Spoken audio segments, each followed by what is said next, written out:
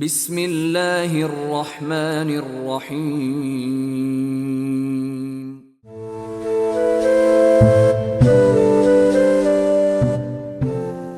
حضرت انس رضی اللہ تعالی عنہ بیان کرتے ہیں کہ رسول اللہ صلی اللہ علیہ وآلہ وسلم نے اپنے اصحاب کو بلایا اور پھر بدر کی طرف روانہ ہوئے تو اچانک انہیں قریش کے اونٹ ملے جن پر وہ پانی ڈھوتے تھے۔ ان میں بنی حجاج کا کالے رنگ کا ایک غلام بھی تھا۔ صحابہ نے اس کو پکڑ لیا اور اس سے تفتیش کرنے لگے کہ ابو سفیان کہاں ہے۔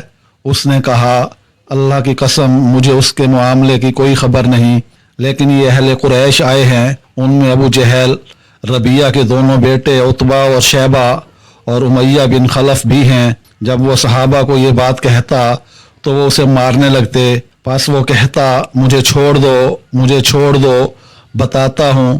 جب اسے چھوڑ دیتے تو کہتا اللہ کی قسم مجھے ابو سفیان کا کوئی علم نہیں، لیکن یہ اہل قریش آئے ہیں، ان میں ابو جہل، ربیعہ کے دونوں بیٹے عتبہ اور شیبہ اور امیہ بن خلف بھی ہیں۔ نبی صلی اللہ علیہ وآلہ وسلم نماز پڑھ رہے تھے اور یہ سب سن رہے تھے۔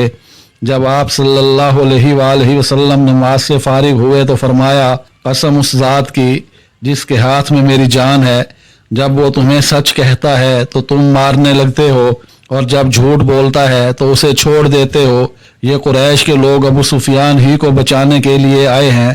حضرت انس رضی اللہ تعالی عنہ نے بیان کیا کہ رسول اللہ صلی اللہ علیہ وآلہ وسلم نے فرمایا، کل یہ جگہ فلاں کا مقتل ہوگی، اور آپ صلی اللہ علیہ وآلہ وسلم نے اپنا ہاتھ زمین پر رکھا، کل یہ جگہ فلاں کا مقتل ہوگی، اور آپ صلی اللہ علیہ وآلہ وسلم نے اپنا ہاتھ زمین پر رکھا، کل یہ جگہ فلاں کا مقتل ہوگی، اور آپ نے اپنا ہاتھ زمین پر رکھا۔ انس رضی اللہ تعالی عنہ کہتے ہیں، قسم اس ذات کی جس کے ہاتھ میں میری جان ہے، ان نامزد لوگوں میں سے کوئی ایک بھی رسول اللہ صلی اللہ علیہ وآلہ وسلم کے ہاتھ کی جگہ سے ادھر ادھر نہ ہوا۔ سو رسول اللہ صلی اللہ علیہ وآلہ وسلم نے ان مقتولوں کے متعلق حکم دیا تو انہیں ٹانگوں سے پکڑ کر اور گھسیٹ کر بدر کے کنویں میں ڈال دیا گیا۔ حضرت ابو ہریرہ رضی اللہ تعالی عنہ سے روایت ہے، رسول اللہ صلی اللہ علیہ وآلہ وسلم نے فرمایا، اس وقت تک قیامت نہیں آئے گی جب تک کہ 30 انتہائی جھوٹے فریبی دجال نہ آ جائیں، ان میں سے ہر ایک اللہ اور اس کے رسول پر جھوٹ بولتا ہوگا۔ رسول اللہ صلی اللہ علیہ وآلہ وسلم نے فرمایا، حضرت ابراہیم علیہ السلام نے 3 معاملات کے سوا کسی بھی معاملے میں کبھی بھی جھوٹ نہیں بولا۔ ایک تو یہ کہ آپ نے کہا میں بیمار ہوں، حالانکہ آپ بیمار نہیں تھے۔ دوسرا، آپ نے سارہ علیہ السلام کو اپنی بہن کہا جبکہ وہ آپ کی بیوی تھی۔